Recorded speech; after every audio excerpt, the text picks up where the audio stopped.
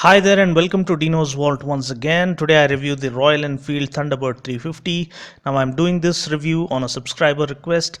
The Thunderbird, when launched back in 2000, was the only cruiser model available on sale here in India. Even the likes of Kawasaki Eliminator and the Bajaj Avenger were launched later. Now, Royal Enfield is an iconic and immortal brand that still enjoys a cult following here in our nation despite several modern or state of the art motorcycles entering our market.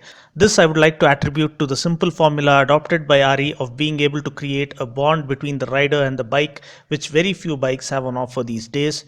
We do get super value for money bikes, we also get technologically well advanced bikes, but when it comes to Royal Enfield, their bikes are raw and pure and timeless. Their bikes are all about the very essence of motorcycling where man and machine share that special bond that makes them one forever.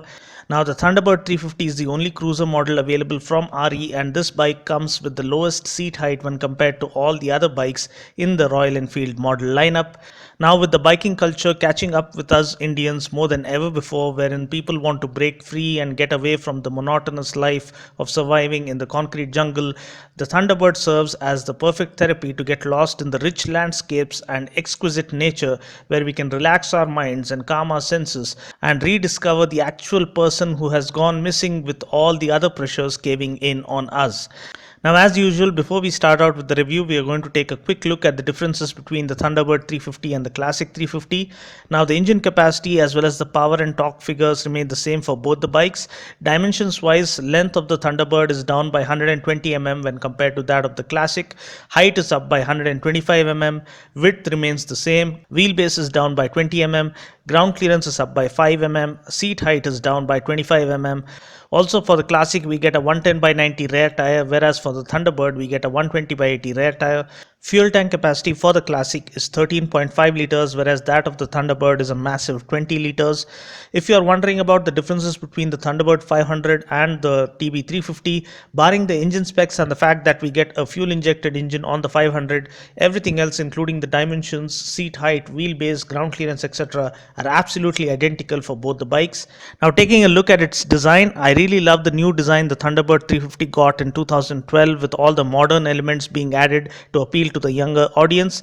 Up front, the round headlamp with the projector looks attractive and imposing. The raised handlebars too give the bike a typical cruiser look from up front. Side on, we see that the cruiser styling is even more evident with low slung seating and lowered seat height. The split seats not only look cool, but the rider's seat has to be one of the most comfortable ones among the bikes currently available in our market. The massive 20-liter teardrop shaped fuel tank is a major plus, justifying the bike's cruiser character. Greater tank range is crucial for cruisers, and getting a 20-liter tank is as good as it can get for all the tourers out there. The paint quality too is top notch. We can see the lightning color at its sparkling best as it simply glitters under these lights. The 3D branding on the tank and the side panels is neatly laid out. The exhaust looks classy and macho and looks like a cannon that is ready to fire up. I also love the RE branding on the foot pegs, and overall the bike feels upmarket and premium. At the back, I love the 5 vertical strip LED tail lamp. It looks gorgeous and modern and stunning. We also get a pillion backrest that perfectly goes with the rest of the design of the bike, and it also serves the purpose. The instrument cluster is part digital and part analog. We get an analog speedometer with readouts in kilometers per hour and miles per hour. We also get an analog tachometer. The digital display contains the odometer, 2 trip meters, fuel gauge, clock, low battery indicator, and a service reminder. Talking about the engine specs, powering the TB350 is a single cylinder 4-stroke air cooled 346cc engine that puts out a max power of 19.8 bhp at 5250 rpm and a max torque of 28 newton meters at 4000 rpm. Now this comes mated to a 5-speed gearbox. Talking about my test ride experience, the bike is extremely comfortable.